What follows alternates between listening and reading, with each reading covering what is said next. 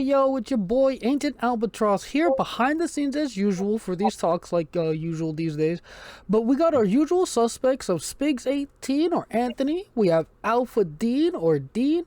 And just as a quick reminder, if you haven't already, be sure to follow us here on Twitch or subscribe to us over on YouTube. It is a great help for our channel and really appreciate all the support we've gotten so far. But without further ado, Anthony, what are we doing here tonight? Well, today we got a very special guest, Corey Coolidge of the Dead Unicorn RPG Club. First off, for those people that are following the server, there was we were contacted by members of the server to contact the Dead Unicorn RPG Club because of some videos, and we'll get into that. But first off, Corey, thank you so much for being gracious enough to come on and chat with us about gaming. We're going to talk about your YouTube channel and, of course, the interesting takes about the Cypher System. I just want to say before we even get started, right, and this is just in all seriousness, there's no wrong way of having fun. So whether we agree or disagree about certain aspects of gaming or rule set, we should always have an open mind and have an honest discussion about our opinions without fear of ridicule. So I just want to thank Corey again for coming on and having this dialogue with us. And remember, guys, these are freaking games we're talking about. It's not serious. It's not the end of the world. So if you disagree with us or with Corey, it's a freaking game. And, neither one of us are going to be upset. So, yeah. I'm here to apologize and throw myself at the mercy of the fandom. That's what's going on. So, first off, Dean, you can ask the first question, so I did the intro. But welcome, Corey, and thank you for coming on. I truly appreciate it. You're very welcome. All right, so here. No, not a problem at all. And like Anthony said, we're just here to have some fun. So, Corey, tell us a little bit about yourself and your gaming experience. So, about myself and my gaming experience. So, I've been doing the Dead Unicorn Club for about 5 years, but I've been gaming far before that. And, we all start, I think most of us start as kids. I'm not sure. But yeah, when you're a kid, you start, and then as you're an adult, you apparently never grow out of it. And so,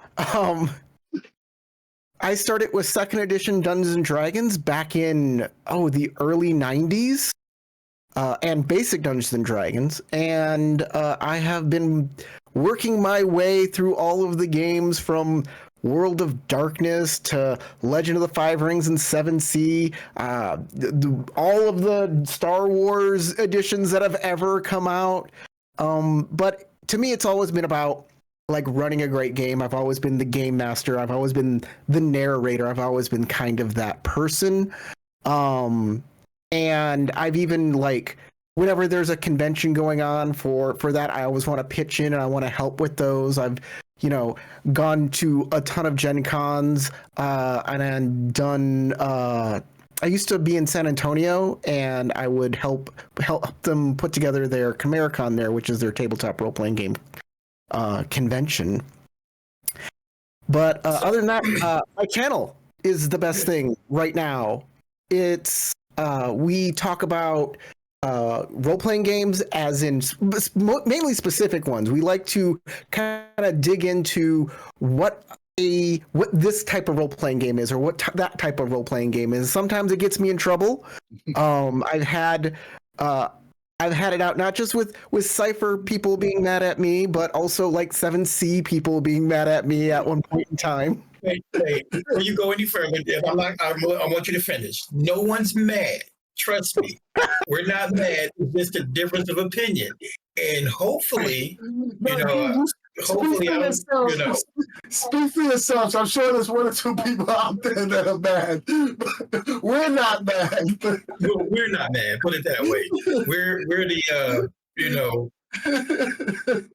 I've been with Cypher since its inception, way back with Numenera. So YouTube and Twitch and all of these like media outlets have been a wonderful way to kind of express myself and my opinions on gaming and basically have even more fun with the hobby. And so I just put myself out there. Some of the stuff works, some of the stuff doesn't. And the fans get to decide. Check out my channel. It's youtube.com at Dead Unicorn Club. We also do live actual plays here on Twitch at twitch.com/Dead Unicorn Club here as well. Yeah. Do you have a regular streaming schedule? That if you do, you can let the chat. Right now, we are doing Outlaws of Elkenstar every Saturday night, and we do Legend of the Five Rings Shadow Empire every Sunday night. We call it Cyber Samurai Sunday. Nice. Yeah. As for your YouTube channel, like I said in the beginning of this video, right? It was brought to my attention when you posted a video on the CU Discord, which was awesome. I love seeing people, whether it's good, bad, or indifferent. I love seeing people talk about Cypher System, talk about MCG games. You know, we encourage good, bad, or whatever opinion you have. We encourage people to post videos. And then someone else posted another video that your guys made, and then there was a big discussion on the server about it, right? But then I went back and watched your other content, like just to go back and start watching. You have a hell of a show. I really enjoy it. Even though I didn't agree with some of the Cypher takes, your channel is freaking awesome, and I just want to let you know that I like a lot of the content that you're creating. It's very enjoyable, and Dean knows I consume a lot of RPG content on the internet, so I'm not just BSing you. I really like your channel. Why, thank you. That's very kind. I'm just discovering and going through some of your content, so hopefully soon I'll send you a message say I really like this video. Y'all are great. I'm not 100% there yet. Yeah. All right. So the other thing you mentioned the Dead Unicorn RPG Club. What is your group's origin story? The club itself. So, basically, it's all of my friends from back in the day. I moved to Anchorage. I lost contact with all of my people from back in Texas, and we were trying to figure out how we were still going to keep in touch, how we were still going to be together. And I had this YouTube channel. And I was like, well, why don't we just play role-playing games on like Roll20 and other VTTs that are out there? We can just get into it and just start doing our thing there, and maybe put it on the internet and see what happens.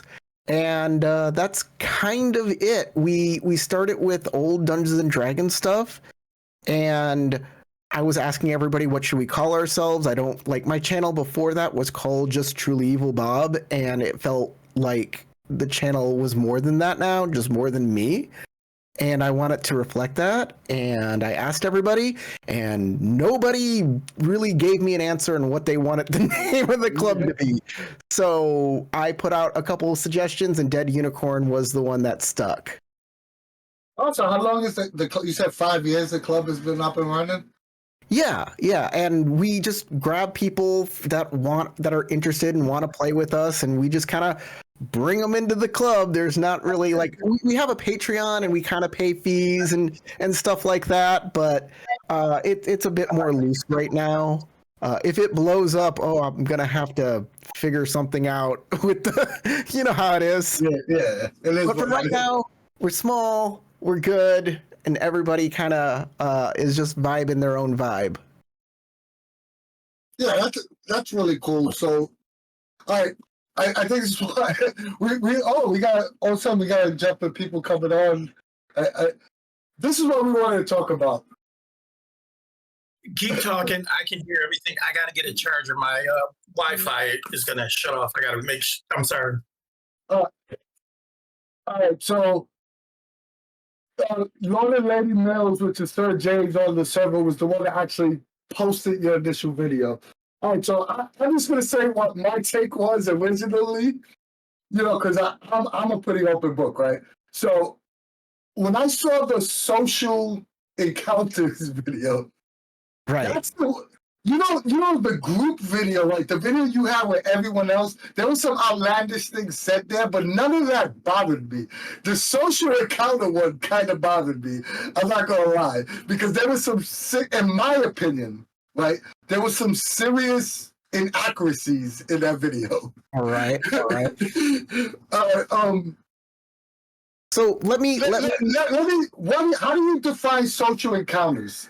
Because I think we have a different definition of what a social encounter is. Let me set the stage here. I made a video about the Cypher system and how it handles just social encounters, if you know how that kind of works. And I kind of point out that there's for players and for rules context, there's only one tiny little portion in the entire Cypher system book. It's about one, maybe two paragraphs. Yeah. To me, it had no. It was almost nothing. It was and I like to use this. I like to use this phrase a lot, and people hate it when I say this, that some social rules are like mind control, because you roll a die and then the person does what you say you want them to do because you convinced them. I mean, it's no different than I cast Charm Person and someone makes a roll and they failed their roll to resist Charm Person. It's the exact same thing to me. Now, I'll let you finish. But I just want to touch on that, because you mentioned that in the video, right? You mentioned that, but you gave examples of other social encounter rules, and they're the same exact freaking thing that you're complaining about Cypher System. Like you put like diplomacy checks in D&D. It's the same exact thing as the other thing. So why is one bad and other good? I never said that the diplomacy checks in D&D were good. I don't know where that's coming from. Yeah, because you put in the video, you put a list of hey, this has all these social encounter mechanics, and you put a list of all these, like, for lack of a better term, D&D derivative checks, right? I was putting examples not of good things, but just of things, because to me a social encounter, like there are certain rules. There are certain times that rules will come into effect for a social encounter for me. Yeah. Usually when you want something from somebody else, be it good or bad, it's kind of a manipulation role. I'm not using manipulation in like a dirty context. I mean, like, if you're sad and you want a hug, someone comes up and hugs you because they see you're sad. I mean, technically that's manipulation, but it's not like with ill intent or anything like that. And the second is to find your place in the world, right? What kind of organizations do you belong to? How do you identify yourself? And that tells you how you should act and other people act towards you. And to get how the rules gets to those is there are rules for how PCs interact with NPCs, how NPCs interact with PCs, because you don't want an NPC doing the same thing to an NPC, or you don't want an NPC doing the same thing to a PC. Yeah. A lot of the times. And then the third one is just how you can act within your societal bounds. And I use D&D as an example of PCs against NPCs, that they have rules for that. It's in the DMG, and it's how you change, and it's an optional rule in the DMG too, is how you change somebody's what's it called? Their demeanor towards you, their emotional. It doesn't say like that person acts or does something for you. It just says, but if you just take the D&D rules just by themselves, yeah, you're right. It's without that optional rule. It's just you make your diplomacy roll, they're mind controlled. That's absolutely true. All right, so yeah, it's going to go back to you also made a statement, and this is what I put on the server that bugged me, right? The statement you made was Cypher System claims to be this universal system, right?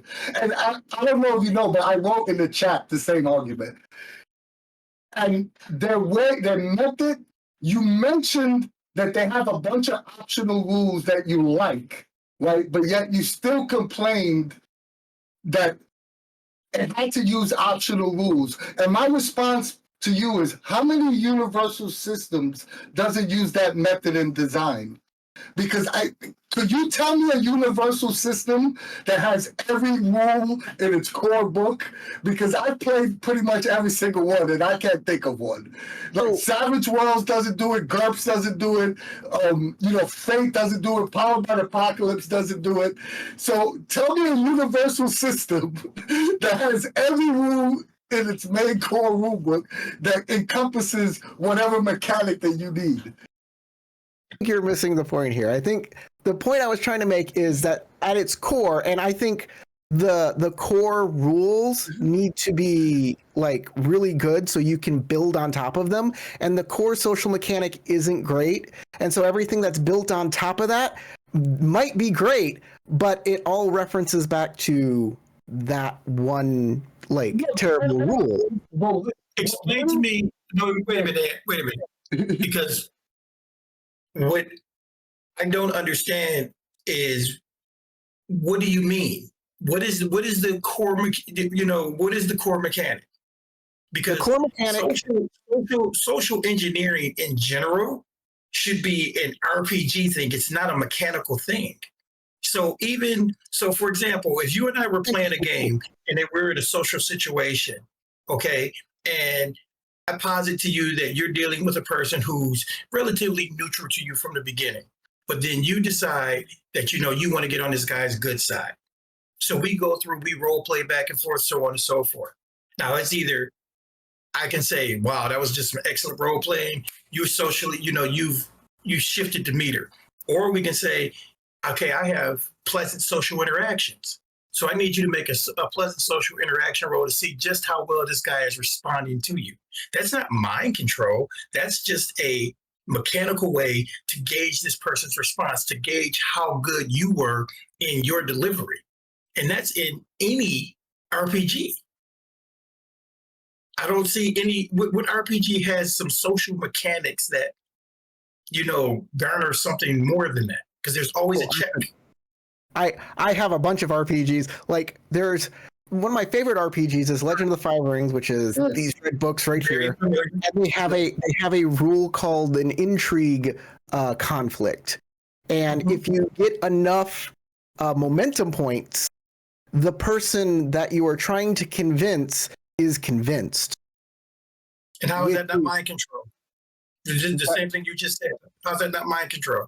I have to get enough momentum points in order for it to affect the person versus... How is that different? Okay. How is that different from me casting a spell and that person has to make a roll, and then when they fail the roll, I get to tell them what to do? Even if I have to do a little role play, that's just a skin on top of the core mechanic. It's just like I have to do a little role play. I have to make a roll, and if that roll succeeds or fails depends on whether I get to tell you what to do or not. Whether you agree with me. That's at its core is mind control. And like that works in a lot of games though. You play like Baldur's Gate 3 and you walk up to somebody and you get an option to make a diplomacy check and you roll diplomacy and suddenly they're giving you their magic sword. That's just how it works in some games. And while that can be fine for a lot of role-playing game groups, it's not fine for me. I like a little more robustness, a little more there. And there's nothing wrong with role-playing the scene out. But there's a lot of social encounters can be, when people's opinions, when we were talking about it, they can range from, I don't think that there should be any rules for social encounters because RPGs are a social game. We're all sitting at the table and we're all talking. What need role? And then there's the other camp that's like, thank you, Apple. There's the other camp that's like, I'm a socially inept person. I can't role play. I need these roles, and it's super important that I have this to fall back on. And you can't have kind of both extremes. There's got to be something in the middle, because if there's one guy that's really good at role playing and he's just running over everybody who can't, that makes the game less fun for some people. But what is it? But see, here's the difference. Listen, let me finish, D. What you saying makes sense. I'm not disagreeing with what you're saying, because in many ways I could see that point. But the point I'm having trouble understanding, right, is that Cypher doesn't only have interaction between an NPC and a player trying to achieve a goal is one version of social interaction, but that isn't the only version of social interaction. So then to sit there and say, right, they don't do social mechanics because player intrusions, GM intrusions, all those are mechanics that lend into the narrative, which lend into social mechanics. The book that just came out, It's Only Magic, has this wonderful social rule with their magical clubs, and I love it. I think it's one of the best rules Cyphers ever put out for their role-playing game. I even put that in the video. That said, my biggest problem is just that core mechanic. And there's a couple other social rules I didn't like either. Like there was one where, never mind. Go watch the video. But every rule in Cypher System, and it's in the book, is modular, right? Cypher is a plug and play system. So whether it's there's only 3 rules that you have to use in Cypher System. Everything else is plug and play, right? So if you have and I think I'll put that in our chat. If you have a problem with a specific rule, it doesn't change the base game. You remove it and you put in another rule. So you're right. Okay. I made a follow-up video. Did you see the social follow-up video where I gave my own ideas of what you can replace or do with that rule? Yeah, but in the original video, you kind of stated that you didn't like the plug-and-play philosophy, and then you made a video like, hey, I don't like this philosophy, but I'm going to give you the same exact design. And this is how it came off that way. No, like, then I'm going to give you a bunch of optional rules to fix it. And see, that's the thing. You got to, the thing with Cypher System is... I like the optional rules, by the way. I'm not shitting on those. I like those. And that's the thing that you have to think. A lot of people make a mistake when they sit down with Cypher. They look at Cypher and try to view it through the lens of other games. Cypher is not a game that you sit down and view through those other lenses. What I suggest for most people, 99% of the time, is take, like those of us who have many, many moons of gaming experience. Like I started way back in 77. So literally, when I walked through the door, when it came to Cyphers, I left my baggage at the door. I left my toolkit at the door, and I absorbed Cypher. And by doing it that way, then I could start plugging in things. And Cypher took on a whole new aspect. You may have heard my term. I say it all the time. You have to have a paradigm shift in order to play Cypher and to get the most. Take a drink. Take a drink. In fact, I really didn't get into running Numenera, even though I kickstarted that the first time I saw it. I signed up for the Kickstarter for Numenera back in the day. I really didn't start running it with my group until I played the the Numenera Torment video game, which gave me a whole much more context because I kind of didn't understand what I was doing or what I was getting into until I had some sort of demonstration. And that's even like I went to that first Gen Con and I played Numenera there with Shauna was my game master. My first Numenera game ever was Shauna what's her name? Jermaine. Shauna Jermaine. Yeah. And I actually got Monty Cook to draw in my little art book here. Oh, awesome. I got a little Monty Cook original from that Gen Con. Nice. So, but you see kind of what I'm saying though about having that idea. Pardon me? I say, but you see what I'm saying about that idea, kind of getting once you grok the system, and like you said Numenera, yeah, those things happen for all of us. I mean, my first 2 Numenera games were disastrous. They were disasters because I was too busy trying to look at it through the lens of other games. And once I broke away from that, then that's when Cypher started making sense because you talk about Tides and Numenera. That even added a whole social element that's not anywhere else in the system. It's only from Tides and Numenera, and that's using the Tides. Yeah. Actually really enjoyed that video game. I know some of my friends didn't. I recommended it to them and they were like, this is boring. I'm done. But I loved it. And I was like, why doesn't Numenera? What I'm saying though, there's a book for the video game that also is connected to the tabletop. And they introduced it. Right. And they introduced the whole tide system to you as a gaming mechanic. That's another thing that you can use for social interactions. That's true. I forgot about that. That's very true. But Tides of Numenera also had a different wound system than is in Cypher System. Mm-hmm. And I don't know if you know I have a little thing with the wound system in yes, you do. The damage track? We want to move on a little. The damage track? I watched that whole thing. So the damage track. Oh, dude, let him talk. Corey, tell us what your opinion on the damage track is. So the damage track and taking wounds or taking damage to your stat pools. It's simple. And I am a huge fan of simple rules, right? You take damage, it goes down to your damage track.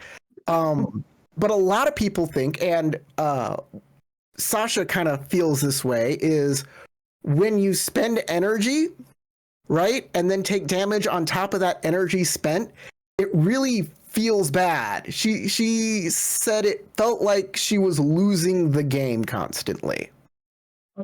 No disrespect to Sasha. In my mind, when I heard that, it was Cypher's a cinematic game, but as opposed to a simulationist game. So in my mind, it's like I get my enjoyment from min-maxing. So I'm gonna and that might not be the correct. Like I'm not saying putting words in her mouth, right? But when I hear that, it's like, oh, I feel like I'm losing the game because I'm using points from my pool to use actions.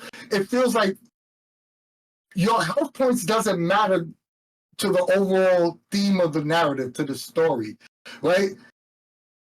It's a resource management system as a whole, right? Mm-hmm. So your points, it's just like, that's just another resource that you use, right? It's more realistic. If someone is running a marathon and then gets into a fight right after the marathon, naturally they will be more inclined to take damage. I think that's a fair opinion. Mm-hmm. And in fact, like I kind of agree. But before we go on, I just want to say Sasha's one of the people that are part of my Dead Unicorn Club, and she was one of the reviewers. And she was fantastic in the video, by the way. I love Sasha. Thank you. Yeah. I'm happy you think that way. I think she's fantastic. Yeah. But she had lots of I think she went to a place that I didn't think that. That said, I will do my best to defend her positions because I do understand her positions. And We understand. when she says, yeah, you understand. It's like, yeah, you're losing you're losing resources. But let me get back to like the damage track. Yeah. Part of this. So yeah, if you spend your effort and you still lose that roll, you're going to come down in. You're not only going to spend the effort and get rid of your might points, but if you're doing a might defense, but also take damage on top of that, and that can feel terrible. Like the stuff you spent didn't even matter. Also, if you want to talk about the damage track itself, to me it feels like when you run out of energy from your pools, it gives that person an opening to like actually stab you and do that damage directly to you, and that's what going down the damage track is. Am I wrong in that kind of interpretation, or do you think that's not right? Yes and no. Yeah. I give you a yes and no on that one. And the reason why I give you a yes and no, again, think of it this way. First of all, you guys are still looking at the game. You're looking at it through a gamified aspect. You're looking at it through the lens of min-max, and you're not looking at it through the lens of storytelling. You're not looking at it through the lens of it being a cinematic situation. Take it for example. Let's look at a typical movie. Let's pick a movie. Pick an action movie that you know well. Say the Batman. Okay, the Batman. Let's go with the Batman. That movie right there. That's a great example. So that initial situation where Batman is in the arena and he's fighting all over the place. Okay, he's expending points. He's expending energy. He gets stabbed in that one scene. Oh, I take some damage. Now I'm hurt. I'm slightly debilitated. But guess what? I have a second win. I get a shot of adrenaline. I gave myself, when he gives himself the shot of adrenaline, boom. Now I go back up in my pool. My pools go back up. I can fight some more. But guess what? I'm still not at 100%. And it's a mindset. It's a view. But you're talking about a character who's physical. So you got the frontline characters who are physical. They have options and mitigations for that. They have armor. They have speed defense. They have might defense. They have all of those things to help mitigate those situational occurrences. On the other side of the coin, you have your mentalist, your mental characters, or your characters who are more social in their combat and what they do, or fighting from a range. There are all sorts of things, but Cypher is about telling a story and having an experience. It's not about the points. And I think that's one of the biggest disconnects. Let me talk about the narrative aspect of Cypher, because just to go back to the points real quick before we go to the narrative aspect, the 3 pulls are not hit points, which I think a lot of people get confused with. They do. They view it as they view it as these are my hit points, these are my life. No, this is the essence of your character. And like with anything you do in real life, you waste your resources. If you spend all night cramming for a test, your brain's gonna be tired the next morning. And Monty Cook was trying to simulate that. yeah, Right? Whether he was entirely successful, that's up for debate. But that's what he was trying to simulate, right? It's not the same as hit points as like D&D or a D20 derivative, where this is how strong my character is, this is how long I have to live, point pool. I actually tell people when they first start playing Cypher and they're like, oh, if I have more might points, that means I'm stronger. And I'm like, yes and no, not necessarily. I consider might edge a better indication of how strong you are, but yeah, from what you read in the book and what the intention of the writers are, is that this is kind of like a Dragon Ball Z kind of thing. You fight and you expend energy, and then after a while you're kind of run down and you have to pull back and recharge somehow. Yeah. Take a sensu bean. But a lot of times, like, intentions and what the creator wants, you can write in the book all you want that this is what this is supposed to be, but players are going to engage with that how players are going to engage with that. Absolutely.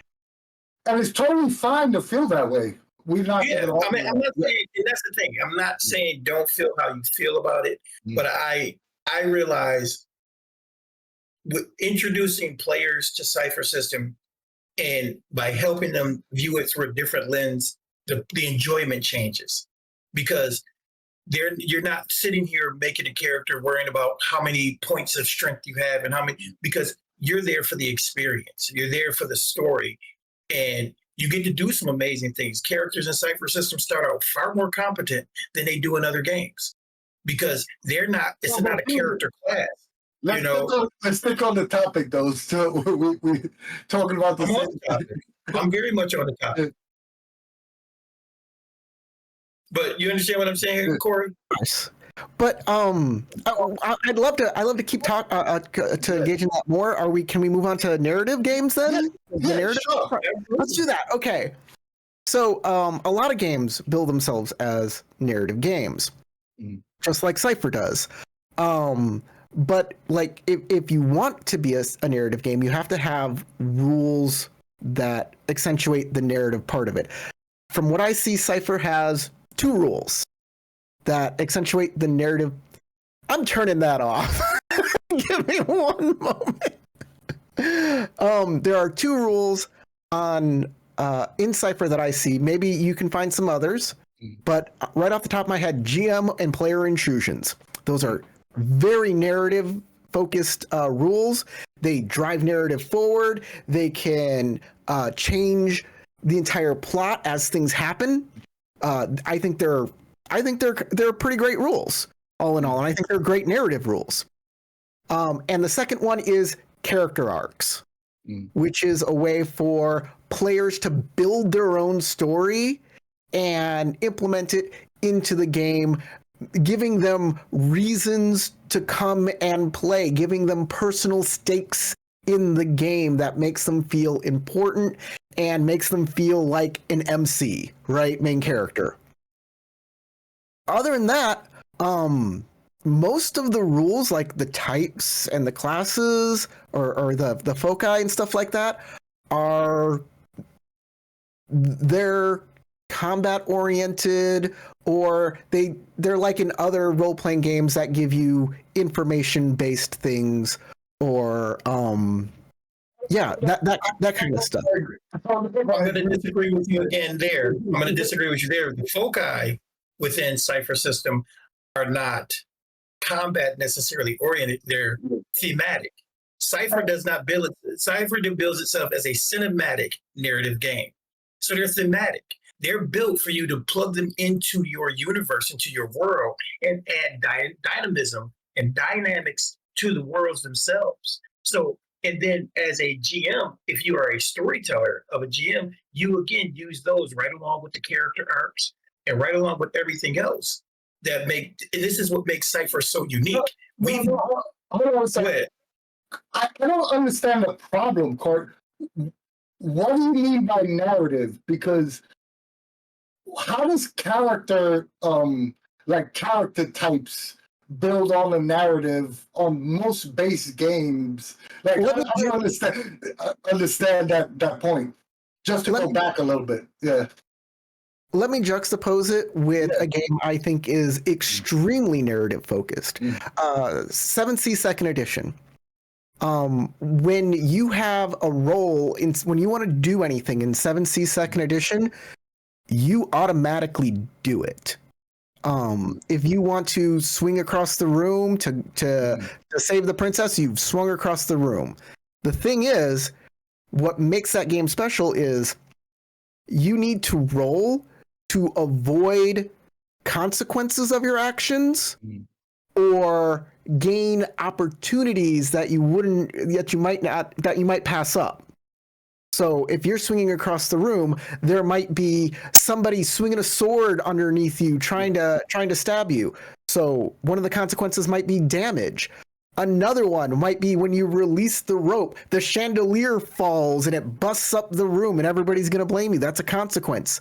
Another thing is as you're swinging through, you might be able to like grab something that's important to the plot, that's important to everybody, or you might be able to take someone with you if you want. And those are all things that are stacked on that aren't like +2 damage, that aren't, I get more armor. These are all narrative things. The rules are narrative. I could do with a player intrusion, and I don't need any extra affinity bit mechanics. So I don't understand.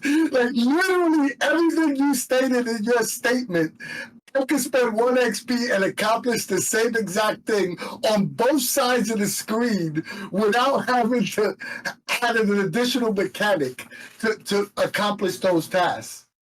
Intrusions are that powerful. Why have all of the other fiddly bits of the rules? Why have plus I get +2 damage and have all the armor and I mean, like, you seem to be thinking that Cypher has how many rules do you think Cypher's base rules are? Because you keep on implying like this is a massive amount of base rules. How many base rules do you think Cypher has? Like, what do you think are like the core tenets of Cypher System? Stat pools, level-based difficulty, right? The character creation of type, focus, descriptor, and all of the powers and abilities that come with that, right? The GM intrusions, their XP system, and then the way they do combat with the movement with the range bands and the weapons that light, medium, heavy, and that's about it. That's all of the rules. Everything but character creation, because character creation is the same in every system has its design. I don't consider that a core base rule, but I agree with you. That's 4 core base rules that you have to have, right, in that system. Everything else everything could be done. You could run a very simple game just using those 4 rules, not adding anything. Are you gonna have the in-depth super story that you want to tell without adding additional rules? Probably not. But you can run a chassis of a game with those 4 rules. That was the design concept of MCG when they created it, right? They wanted a simple system that could be plug and play. Whether you disagreeing with the simplicity of it and the plug and play is one thing, that's a valid argument. But to say that the design isn't sound is something entirely different. I didn't say the design wasn't found. I didn't say the design wasn't found. In fact, I love Cypher System and the simplicity of it. That's one of the things I really love. It's that it bills itself as a narrative game, but its main thing to drive narratives are the GM intrusions, and that not at all. You just can't have just a ton of GM intrusions. Here's the thing. See, hold on a minute. It's a cinematic game, not a narrative game. Right? Hold on. It is exactly. That's number one. If you look at all the description, it says cinematic, but that's neither here nor there. But here's something else that I'd like to point out to you, Corey, because I'm very familiar with 7th Sea 2nd edition. And you're right. Again, that's a game, though, that has plenty of mechanics to help drive. These are things for people who, and I'm not saying you or anybody else, because people like what they like. But I think 7th Seas, 2nd edition, Cortex Prime, is another example of a game that has mechanics to help people who don't have a natural inclination towards a narrative, telling a narrative story. Cypher System has just enough rules to get out of the way of the story, and that's my opinion. That's why I enjoy Cypher so much.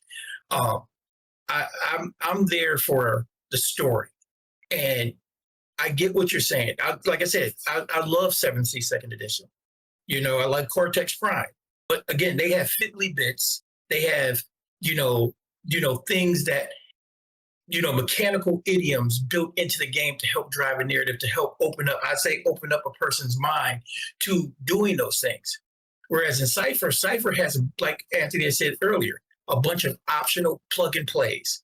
If I'm running a horror game, they've got this nice little mechanic for one game. It's called the bad penny.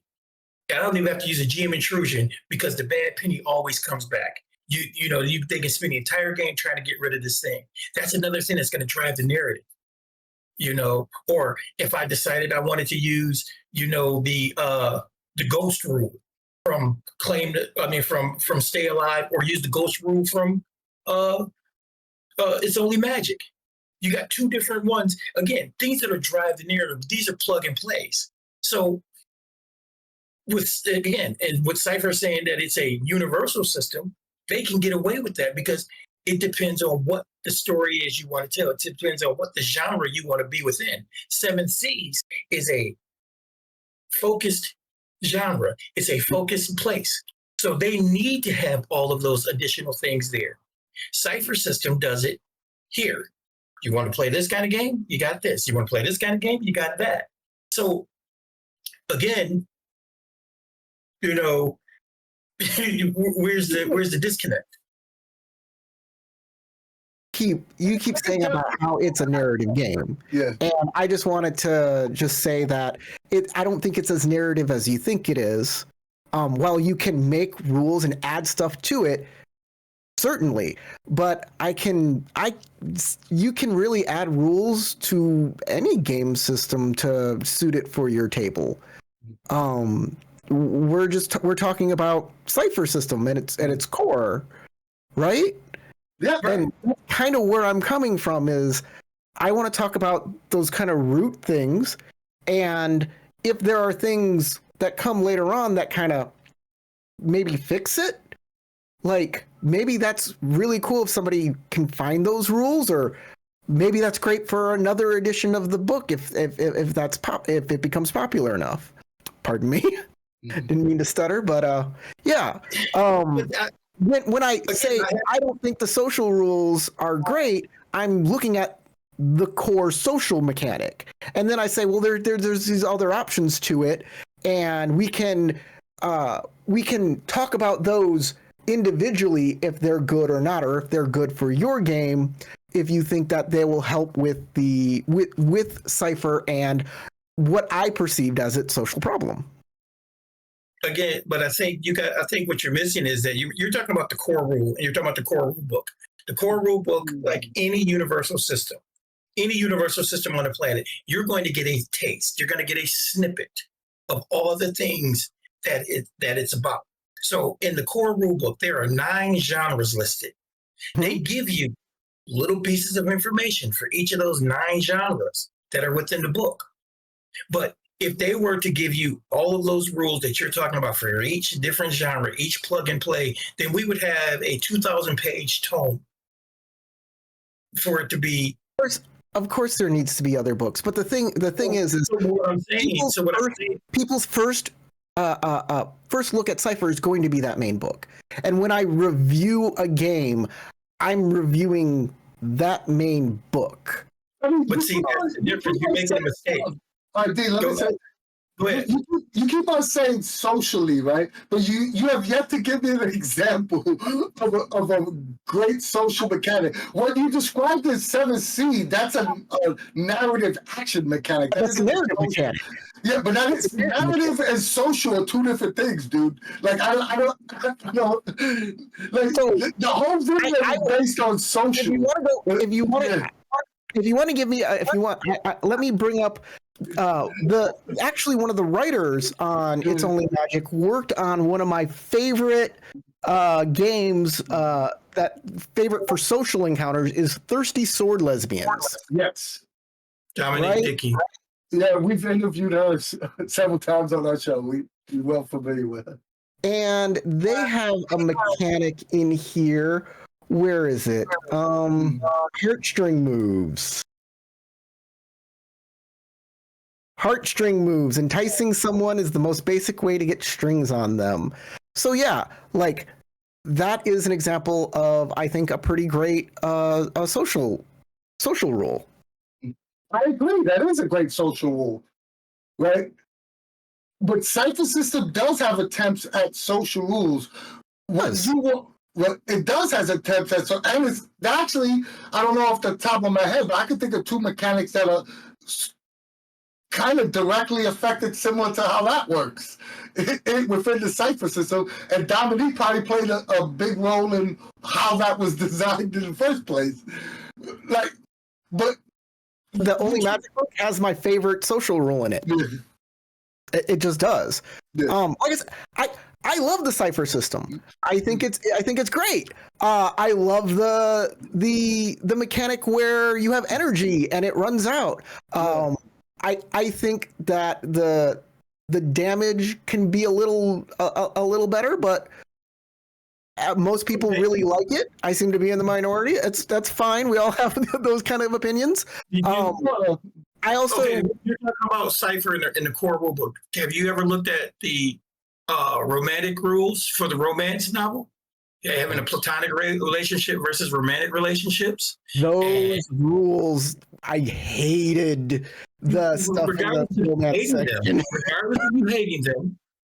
Regardless of you hating them, they're there.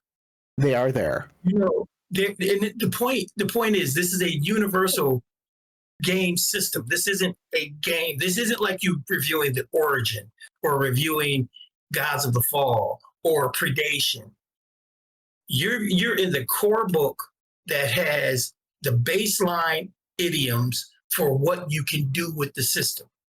And in order to get the full gamut of what's available to you, you're going to have to choose, first of all, the genre you want, the level of intrigue or engagement you want, and so on and so forth. Is your game going to be narrative heavy? Is it going to be a good mix between action and drama? All of those aspects come into play, and then that is going to determine what the next thing you need to do in order to get to do more. Now, you're talking to guys who've come from the beginning when we didn't have anything. All we had was the core rulebook. And we had the first edition core rulebook. You know, the core rulebook and Numenera. All the Numenera books. But that's what I'm saying. And that's all we had initially. Then we got, the Strange and, and it expanded. We've watched this thing expand and become more and more and more. But what you have at its core is a whole lot to work with that you can get started with. And I think when you, especially when you want to get to talk about a universal system that has grown, it's rough when you're going to call it limited or not this good or not that good, when there's still things to plug into it to give you exactly what you're looking for. D, hold on a sec. Just chat. There's nothing that's being said by anybody here that's hate. So please don't, I'll just address the chat. Please don't think of it as hate. We just have it open. No one's getting offended about what anybody here is saying. What you said, Corey, you have a valid space in what you're saying, because I could definitely see that point.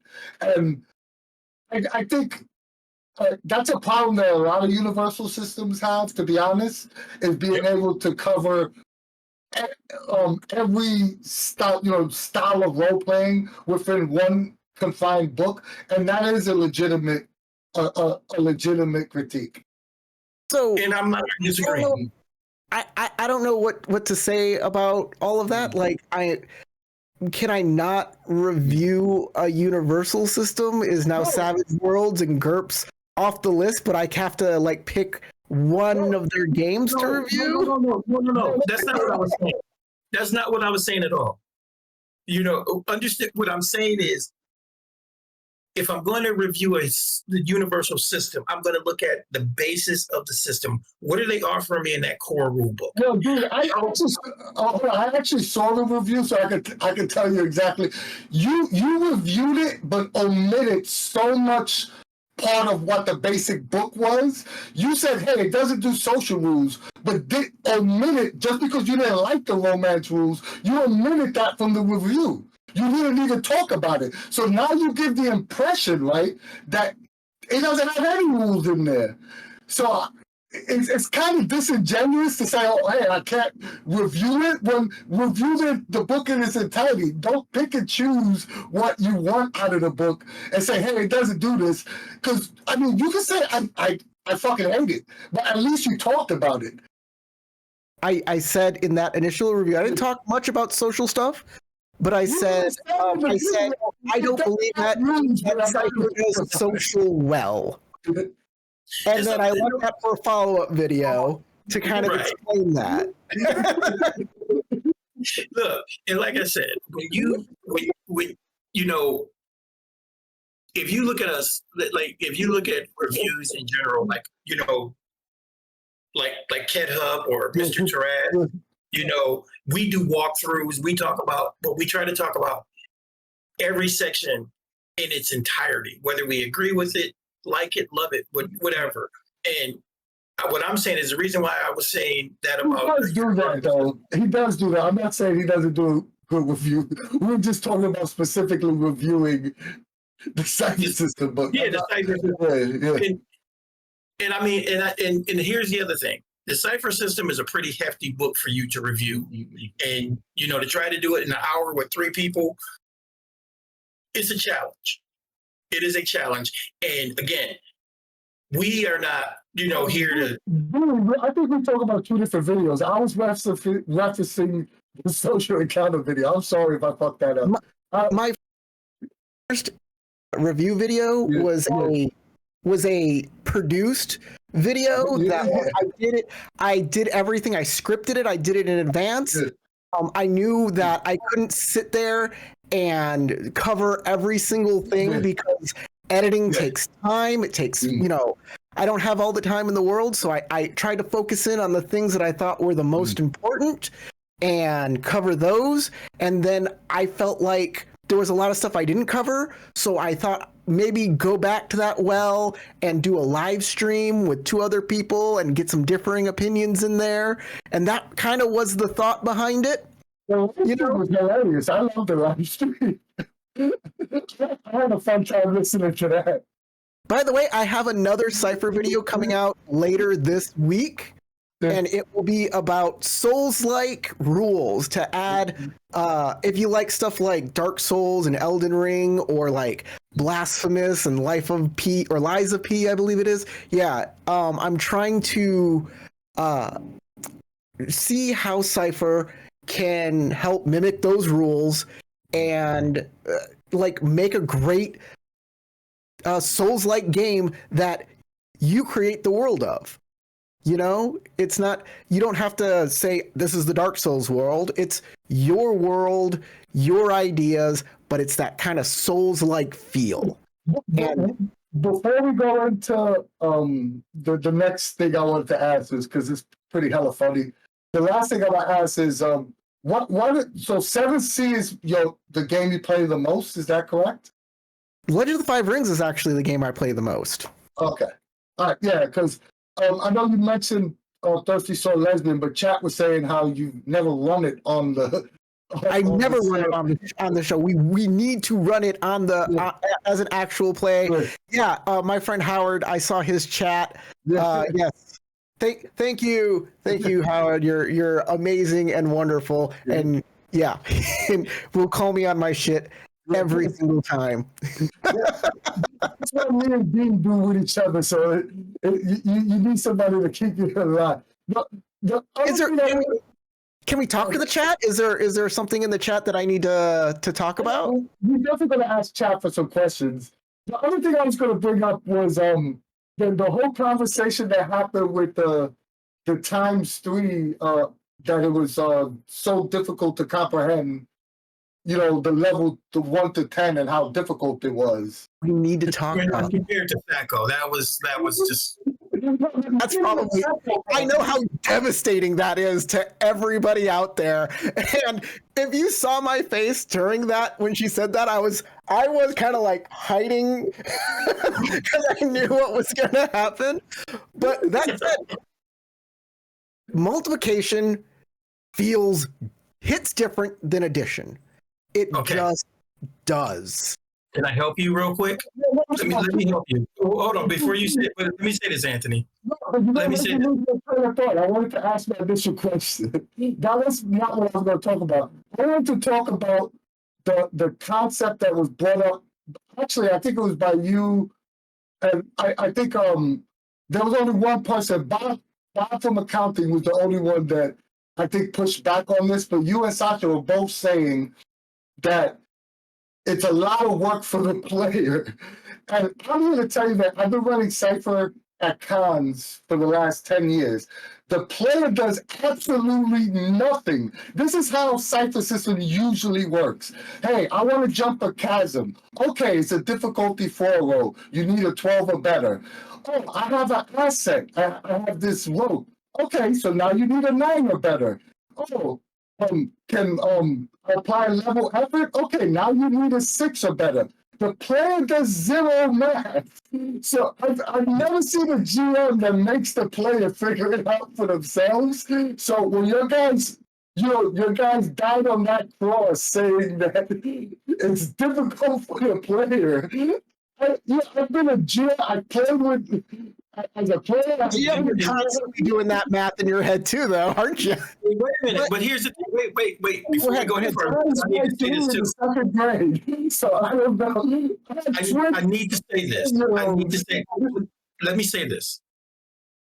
You know, something else you said that was to me just. You said, number go up, good. Number go down, bad. That was your exact words. I said, before you go any further, because you were saying you wanted to add, you just wanted a bonus on your 20-sided roll. So why not do it that way? If you're looking at the chart and it says level 3, 9, oh, guess what? +3. When you use a level of edge, asset, whatever, there's a +3. There's another +3. You just do it in increments of 3. I've done this for players who had that same disconnect until they got used to it. You can just add +3. I call it reverse cipher. When people get assets, it's a +3 to your roll. When you spend effort, it's a +3 to your roll. When and if you spend enough pluses to get over your target number, you automatically succeed. I call it reverse cipher. That rule is in Cypher System, though. And it's in the book. It's in the book. It's in one of the optional rules in the book, so you can do it that way. If you look at contested roles in Cypher System, that's exactly how it operates. So the rule is in the book. I just thought it was funny when your guy was like, "Yeah, I have to think of all this stuff," and I was like, "What? I've never made a player think of." I tell them the target number, they tell me what they want to do with that, and then I lower the number for them. So I just thought that was hilarious. I must have missed that rule in the book. I have not. And the thing about it is, cover to cover. It's the contested rules. It's about contested roles. Oh, it's in contested roles. Okay. But I'll go back and check it out. But Corey, the thing about it is, I've done that for people so many times. People who come from D&D and stuff like that. I just tell them +3, +3, +3. And if that number exceeds the number like you said, if you got enough +3s and it exceeds that whatever, it's target number. Deal. You don't have to roll. Difficulty, whatever you want to call it. Yeah, whatever you want to call it. Because, I mean, yeah.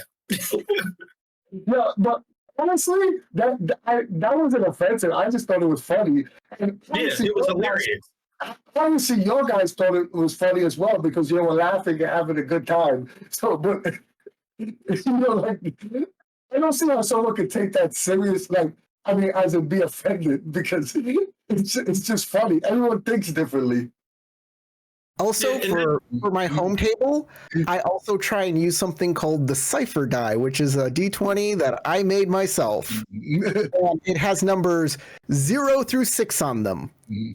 And the 1 is replaced with an X, and the 20 is replaced by a star. And you roll it, and you know exactly what level you made. Hey, if that works, that. I mean, whatever works for you. You know what I'm saying? Whatever works. I'm curious, though, do you make your players do the math, or do you do it for them? A lot of times I'll say, your difficulty is 4, and they'll be like, well, what does that mean? And I'll say, well, it's 3 times, so you need to make a 12 or more. And they'll be like, okay, so how can I do anything? And I'll like, you can spend effort. It's 3 points minus your edge for effort, and it will reduce the difficulty by 1 level or 3 points. And I can tell you what those are. And I also like to give out sheets that kind of have the little graph of all of the numbers on the D20 and all of the levels that it actually hits. So when they roll a die, they can just look at that chart and go through it. Sasha, though, we played on the VTT. She's a very big stickler for what she has to roll, and she wants to figure everything out in advance because she doesn't want to do it on her turn. She wants to make sure she knows how to do things before her turn so she can go when it's her turn, and I very much appreciate that. So she's constantly doing all of this math in her head or at wherever she is at her desk. And she found the multiplication kind of hit different than addition, and that's where she was coming from. That said, sure, it's not. I don't think it comes to the level of Thaco. I mean, I've played some systems. I've played some systems with some funky math. Die in a fire hero system. I know Howard's watching and will not appreciate that comment. just try a couple of D12 systems, and we'll talk about math craziness. You know what's another thing that came up in that same conversation that kind of rubs Cypher System fans the wrong way? When you guys were arguing about modifiers. Oh, why not use modifiers? And whether this is right, wrong, or indifferent, people play Cypher System to get away from D&D mechanics, right? So when someone suggests, hey, use a mechanic that D&D uses, it's sort of like the trigger. It's like somebody poking you with a stick. It's like, I don't play D&D, that's why I play Cypher. So when you tell somebody, hey, just use modifiers like D&D, it's like, no, I don't want to use modifiers. Like, I don't want a plus 18 to hit with my sword. I'm getting away from that. I'd rather just, use an entirely different mechanic. I don't know if that makes any sense. I think what we were talking about were weapons at the time. And weapons that for me, all of the weapons are kind of really generic. Yeah. And they don't have a good flavor. Now, if you're writing your own game, your own system, I'm sure you'll want to add these flavors to your weapons. But for example, if you have a polearm that has a grabby thing at the end, you'll want to do your heavy damage plus a grapple effect. Or if you're using a weapon specifically for disarming, you'll want to do your light weapon damage plus maybe you'll have a better chance to disarm when you use a disarm technique. Just a little tiny spice on each weapon makes diversity of weapons a little more important. It kind of gives flavor. I use this weapon because it grants me this, and but you use that weapon because it's better suited for your kind of character type, and it adds into that personality that you have, that personality that comes from equipment. That is okay, dude. No, go ahead. That is a completely legitimate point. Absolutely, 100% agree with that. But those weapons do exist in Cypher. It's not that they don't. The problem is, once again, we're going to go back to the Cypher Core rulebook has so many genres. So when you want to get specific weapons, you have to go to the specific genre book to get what you're looking for. So I'm assuming you're talking about fantasy, right? So those weapons.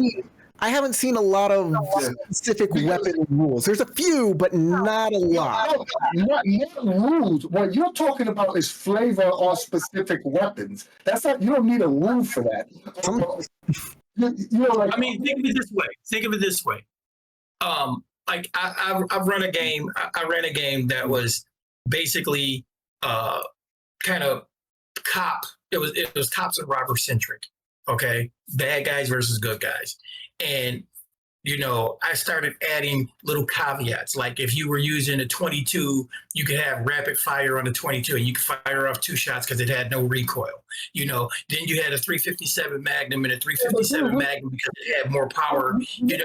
I had different little caveats that I built into the weapons that were simple because Cypher gives you the baseline idea behind the weapon: heavy, light, and medium. You don't need anything else.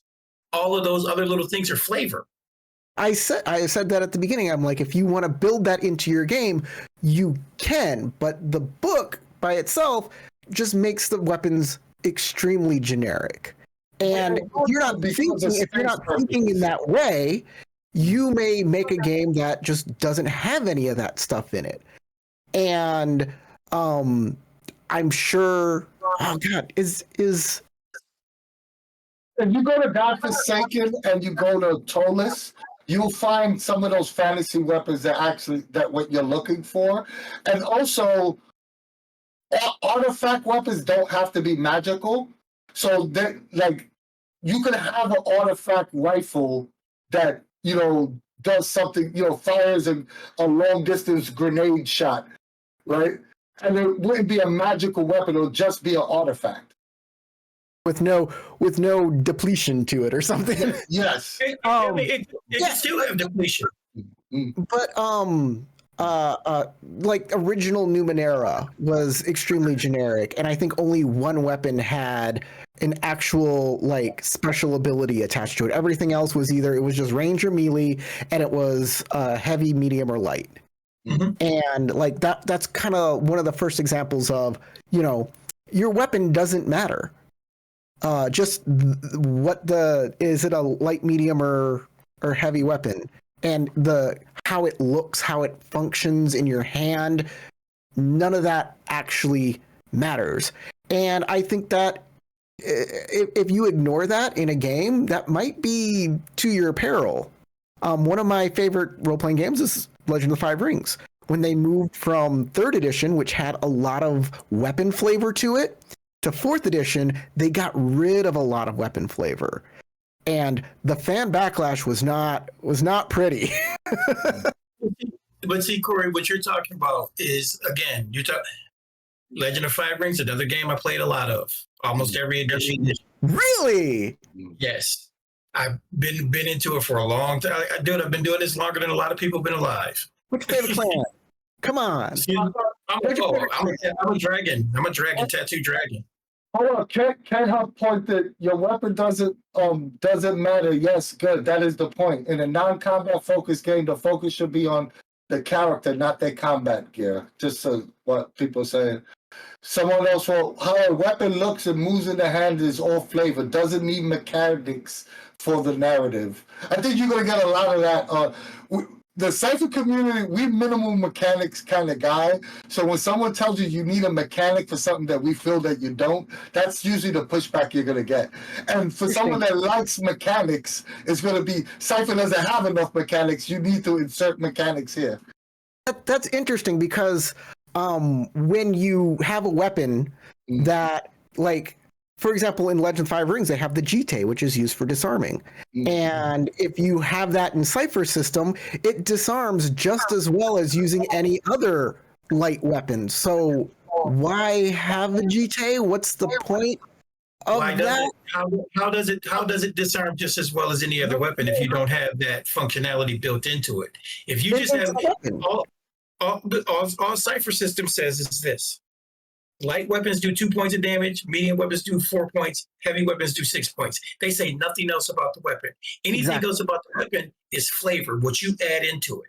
No, so if you want something special, you spend $2 on a long-term advancement and turn that weapon into exactly what you want it to do. So, there are mechanics for making a normal weapon special. There's in several books they talk about that. if I can disarm just as well with another weapon, just like a regular knife rather than using a GT, what is the point of me using a GT if another character has the exact same stats as me and uses a knife to disarm and I'm using a GT? Like, it makes it feel like it's unnecessary. Anything is unnecessary. But the point is, you can't disarm. You can't disarm with a GT just as well as you. I mean, you can't disarm with a knife just as well as a GT because guess what? Yes, they're two light weapons. But if you're saying that, okay, this is a GT, and guess what? This weapon has this little hook on the end of it, and it is built for me to disarm people. So guess what? When you get ready to use that weapon and you're going to say, I'm going to disarm, I'm going to give you an asset to disarm the person. But a person with a regular knife, they're not going to get an asset. So why isn't that just in the rules? Why isn't that just like there? It tells you in the rules that you can develop whatever you need to develop for your. You can develop whatever you need to develop, but I'm just saying, like, a lot of the game systems that work off Cypher don't take advantage of that. The reason why Cypher doesn't have it in the rule book is because that's just minutia that can be one table might want it, another table doesn't. It's in the rule book. It's in chapter 25, modifying.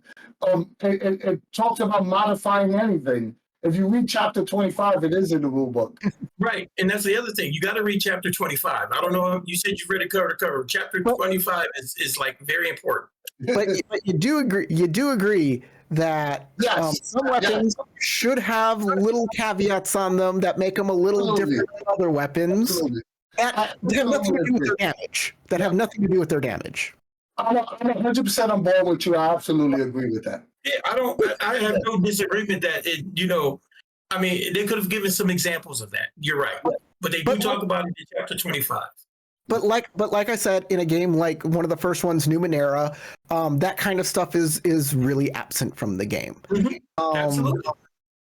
But yeah, I guess we can move on from there. I guess we're done with that. So what would you like to talk about? Let's see what the chat has. Anybody in the chat got any questions for Corey? I got one last one because this one was funny too. First of all, the ones from the group video I found. This was I don't know who said it, but someone said XP being an expendable resource is dumb because players don't advance at the same rate. I don't even know where to begin with that one. I don't think it's dumb. Play a video game, dude, if you want everyone to level at the same time. Like, I don't know. Well, even back in the day, Dungeons and Dragons, they didn't have everybody's levels XP were different, and let's not talk about that. Let's talk about. I can tell you like this: a thief would make 20th level, 25th level long before a wizard made it to 10th. Yeah. No, but some people will argue that they prefer that. I don't think there's a right or wrong way, but to sit there and say that you have to, like you need to all advance at the same time, it takes away player agency. If I want to use my XP for re-rolls, and Cypher's designed in a way that a tier 3 character can roll with a tier 1 character and not be that much more powerful, right? So if I want to spend my XP doing whatever the hell I want to do, buying ice cream, whatever it is, I don't have to advance just because, I don't have to tier up as a group, is what I'm saying. I don't understand why that's such everybody's experience is different, right? Yeah.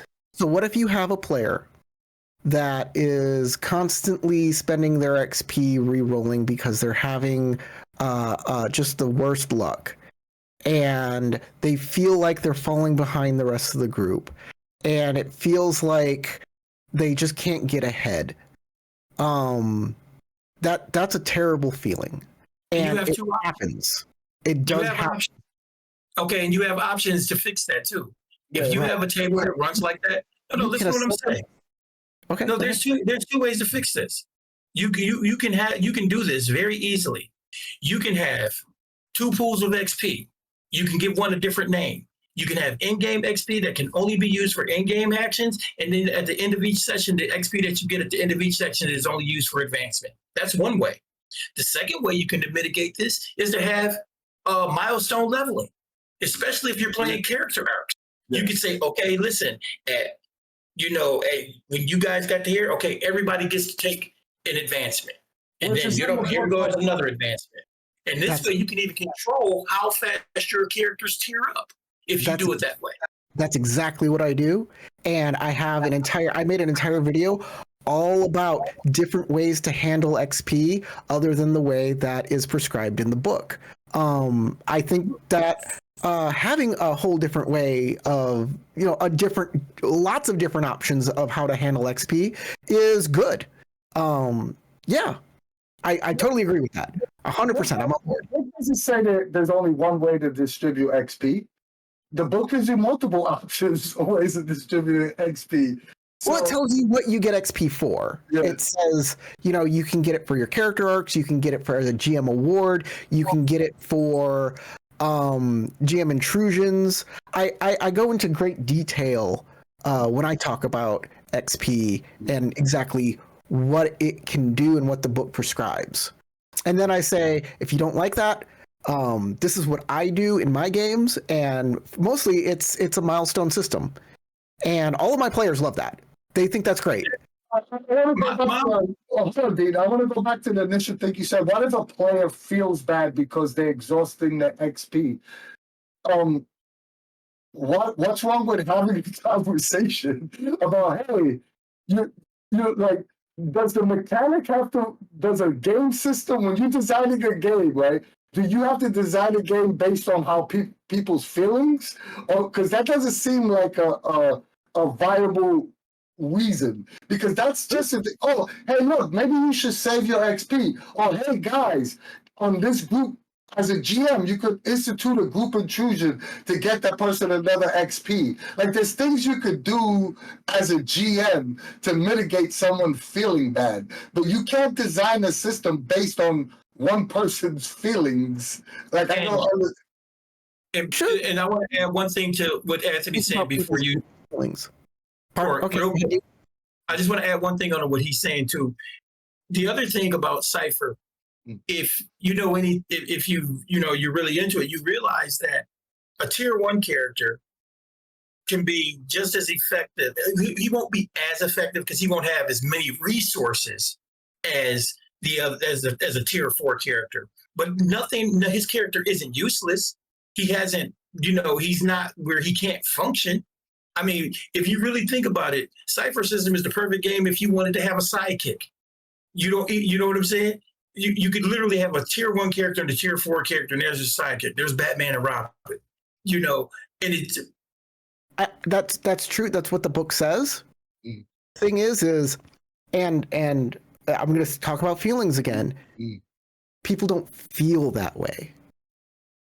People want to feel like they're gaining power with the rest of their group in an even way, right? They want to keep up with everybody else. To fall behind feels bad. And when you say we shouldn't write rules for people's feelings, we 100% should. The entire point of playing role-playing games is to... You're stating something that as if it is fact, when it's more of something that happens occasionally. Like, to be honest, I've run more Cypher than you. Way more. I'm pretty sure I'm in the thousands, and I run convention games. And you're giving the perception like this is a common thing that happens with new players in Cypher, and I don't see it. And when I do see it, I make a conscious effort to feed that person more XP so they don't fall back. So, that's what I was trying to say. I wasn't trying to say that I don't care about people's feelings. What I'm trying to say is that it's not something that happens as often as the perception that you're giving. Sorry if I gave that perception, but yeah, I think having different XP systems for different groups because different people interact with the game differently, I think that's a good thing. That's something that we should all think about when we're playing Cypher or running Cypher. I think that's what it is, Corey. I think, when we're talking about it, because like what you're saying is absolutely valid. I'm not disagreeing at all, because you're right. I do know how that is, somebody feeling this way or that way, but it's like what expectations do you set for your players at the beginning of the game? See, so like when people sit down at my table, whether it's a one shot, it's going to be, a campaign, what have you, I give them, the floor so we can set expectation for each other. Okay. And we will talk about it. Hey guys, do you want to level like this? Do you want to do milestone? Do you want to do that? And then everybody decides what they want to do. So then when the game is running and something happens, like Anthony said, if I see a player, just draining their XP pool and, then I'm going to come up with something. I might have a little side quest where they don't actually have to do anything that's going to expend points, but they'll earn some extra points just so they can stay in the game. All right, before we move into a rapid fire question, since Corey was freaking awesome to let us ask him all the stuff, the floor is yours. Is there any question you want to ask us? Questions I want to ask you guys. Yeah. Okay. Other than Cypher, what is your favorite role-playing game? At time or currently? You know what? Chef's choice. Tell me what's going on. Currently, for me, it's more Borg. All time, and I know I'm going to get hit for this. Before Cypher, and everyone, Dean makes fun of me all the fucking time, I was a huge Palladium Rifts nerd. So that I know it's a horrible system. Yes, I know it's terrible, but I played tons of Rifts. So I always put Palladium in my, so everyone's like, oh, yeah, Teenage Mutant Ninja Turtles, Rifts, Heroes Unlimited. I played that all. I guess I'm a universal system guy at heart, but currently it's more Borg. Hey, a bad role-playing game can be the best role-playing game if you have the right game master. Yeah, absolutely. Dean, what you got? Outside of Cypher, actually, right now, believe it or not, I am still really enjoying Mighty Protectors, Villains and Vigilantes 3.0. I like that game. It's really good. It's actually a good, forward-moving thing. And if I'm going to go back in the past, you know what? You're going to see a theme here, but the original Marvel face rip, that was my jam. I played every version that they had of it. I mean, I even backed the latest Kickstarter, the Heroic Kickstarter, because they're doing an updated version using the face rip. Wow. So hey, really like the karma system from the old Marvel game. Yeah. We have one question from the audience, Lord and Lady Mel, Sir James. Are you planning to apply for the Moonbeam Monica Game Streamer Grant? Me? Yeah. I paid for that. I'm $100 less rich because I signed up for Moonbeam. I'm like one of the first 45. I get the first 45 benefits and everything like that. What he's asking you about, are you planning on actually applying for one of the grants? Because you can apply for a grant. Once that has come out, you can apply for one of the $500 grants if you decide you want to do a Moonbeam show in the Anywhere door for MCG. Oh no, I had no idea that was a thing. I'll have to look into that because first off, I had to choose either the Moonbeam door, the Monty Cook Anywhere door. Anywhere door. Yeah, the Moonbeam or the Anywhere door. Like I said, I'm a small YouTuber. I don't have all that much money, but yeah, I do want to stream with Moonbeam. I know you might have it in with someone that has with some people that have some access to Moonbeam. So we can talk offline, but I just want to see Corey do a Monica Game sex video on Moonbeam. That'd be hilarious. Money Cook what's on Moonbeam? Yo, Money Cook game sucks. No, never. Money Cook games are great. I love them. I'm busting jobs. I want more Money Cook games. I want more independent developers making Money Cook games and pushing the system to see where it can go. I want to see where this thing can go. Yo, he should have a curtain, right? Like a red curtain. He just sticks his head out. Money Cook Games does have no social mechanics, and they close the curtain. I'm sorry. And here's something else. Here's something else for you. You talk about you are into like all the Cypher stuff, which is great. But you should check out some of the other little caveats, like Stealing Stories for the Devil, and The Devil's Dandy Dogs, and The Darkest House. You know, all of those little things will probably give you some other perspectives too. There's some great tools that Monty gives you. There's a lot of stuff out there, and only so much time in the day. All joking aside, offline, we can steer you in the right direction if you do want to participate. I appreciate that. Thank you. Yeah, I would love that. Yeah. All right. So, anyone has a question for Corey, or we'll go into our world famous rapid fire question. If anyone else has a question for Corey, going once, going twice, 3 times the lady. No sale. All right. So we're gonna. Question. Oh, so did someone post question? He said grill. All right, Corey. This is what that was just what we had earlier was it is what it is. This is our world famous rapid fire. Here's where we dig deep into your soul, right? We pull out your essence. We stretch it on the table for the whole world to see. Right? Are you ready for our world famous rapid fire questions? No, but let's go anyways. Question 1, player or GM? I am forever GM. When I play, sometimes I get on the nerves of other players because I'm a little controlling. So I have to be very careful when I play. But I'm a GM, definitely, 100%.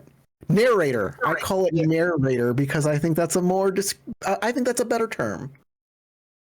Pull punches or TPK? I'm a pull punches kind of guy. People are very connected to their character, and they want to see their story go all the way and not be cut short by a TPK. So if there's a way I can help those characters, a lot of times if there's a TPK, nobody dies. Everybody winds up in another dimension or in the prison, or like something happens. They wake up in a little cottage and an old woman is like, "Oh, you were at death's door. I'm here." Like, no, nobody. People hardly die in my games. That's not to say it doesn't happen, but yeah. Online or in-person gaming? I'm just digging online gaming now. I can make great maps, and I can check people's character sheets whenever I want, like a controlling freak that I am. In Anchorage, I live in Anchorage right now, and there's a very small gaming scene here. There's only like Wednesday D&D encounters night, and that's about it. And that's I can't find much of a group up here. So I usually do online gaming right now. Announce the difficulty or keep it secret? Both. I don't know how to say I do give people difficulties, so they know what they're in for. But sometimes you have to keep them quiet. You have to say, no, I can't give it to you right now. This one is a shot in the dark. But usually I give people the difficulties. Salt or sweet snacks at the gaming table? Y'all are gonna kill me. Fatty snacks. I like vegetables with ranch, right? I like that kind of stuff. Like, give me that veggie platter. Give me some, cheese. Give me some. I guess cheese is salty, but that sort of thing. That said, I have been known to just devour an entire bag of flaming hot Cheetos in a single sitting. But Nice. I shouldn't do that. The only problem I have with Cheetos is, one, they're delicious, but two, Cheeto dust. you're gonna have the Cheeto dust. That's the Always gotta have it. Always gotta have some hand sanitizer to get the Cheeto dust off. It's the flaming hot. It's the spice. It's the spice that gets me. Yeah, I like the jalapeno ones. I don't like that flaming hot flavor. RP or combat? RP. Yeah, 100%. It's the story matters more than the tactics. At the end of the day, people connect with their characters when the story matters and when they're having good RP. When they make that connection, and something wonderful happens that connects them to the game. And while that can happen through combat, it happens less through combat than just that pure good RP stuff. PDFs or physical books? Okay, so when I moved up to Anchorage, I had to downsize my apartment, which means I couldn't keep all of my novels and books that I had. So I had to make a choice. And the choice was that I would keep any book that was a reference book, but anything that was a novel, I would get on my Kindle. Right? So these are all physical books, all back here, because they are technically reference books and not novels. That said, in the past 2 years, I have learned to love my iPad, and it goes with me everywhere, and this has become my preferred way of reading books, for better or worse. And then my books all stay in pretty and pristine condition as little collector's items. I am 100% with you on that one. I get every book and I read it on my iPad, and then I look at how beautiful condition my book is. Same here. Dean. Pen and paper notes or digital? Oh, pen and paper notes. Oh, I hate going to the right tab, opening up the note, hitting the, saving it and everything. What do I have? Where are they? Here they are. Nope. 1 second.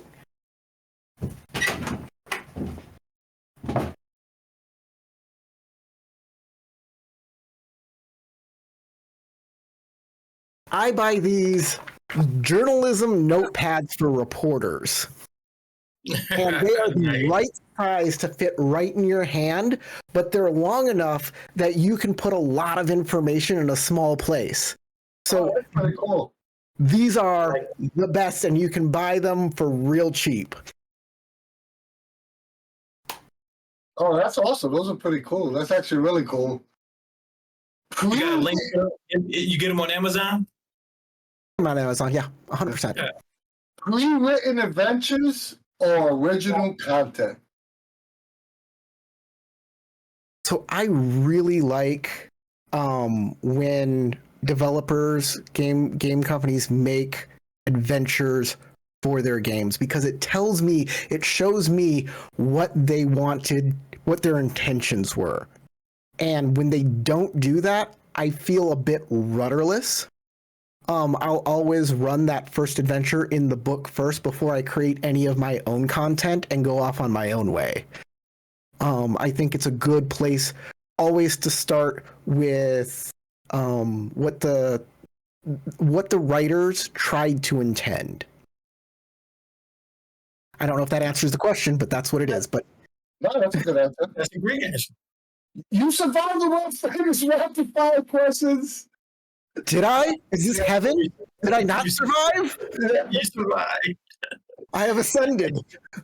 Oh, real quick before we go, Sir James has been talking about. He's been saying in the chat, "Forever GMs unite." Yes, we are united. Not only that though, but Corey, I know this must have been difficult. I know we talked offline. I know you're the media wasn't, but it had to be difficult to come in here and actually. We knew we were going to butt heads slightly, and you were so gracious and great about it. And yeah, I can't thank you enough. This was actually fantastic. And like I said, your channel is phenomenal. You're a phenomenal person, and anything we could do to help you out in any way, please let us know.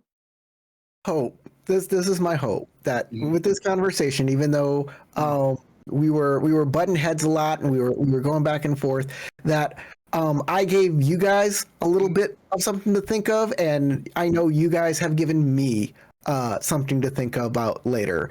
So as we decompress tonight, as we think about how our stream went, as we hit the pillow, maybe we'll reassess what happened here today. And maybe we'll make some cool insights. Who knows?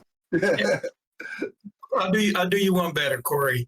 I volunteer to come on your show and let you guys, get me. Get you? No, that's not what this is about. I'd like you to come on to my show. No, listen what I'm saying. I'm joking. I'd like you to come on to my show and just talk about and just talk about a role-playing game. We'll say this is the one we're doing a live review on, and we'll just talk about it. Let's do it. Sounds great. Yesterday I told him, Dean, this is not about changing Corey's mind. This is about us having an open discussion. Corey, Dean ends the show with, let me run you and show you how to do Cypher System and change your mind.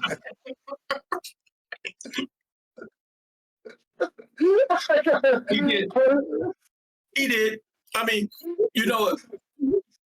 but like I said, you were gracious. Like Anthony said, you were gracious, man. It was great. I really enjoyed talking to you. It was a lot of fun.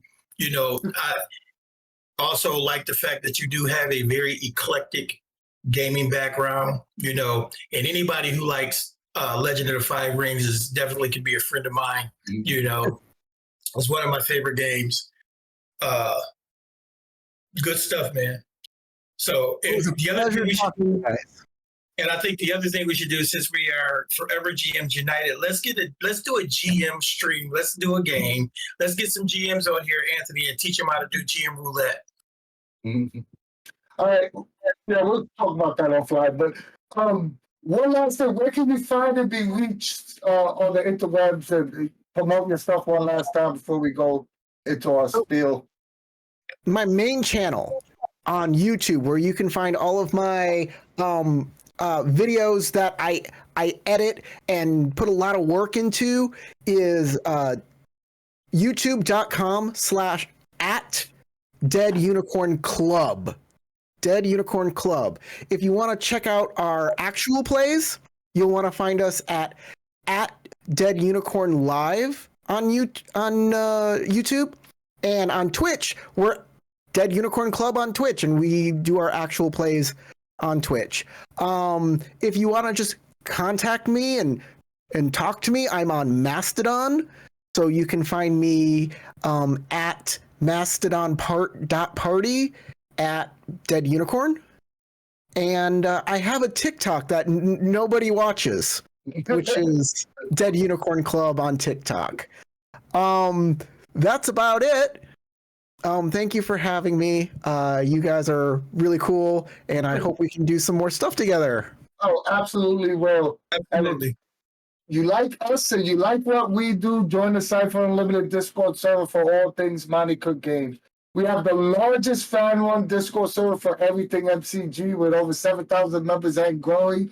But if Discord's not for you, join our Facebook group. Not as big as our Discord, but still great conversations being had there daily.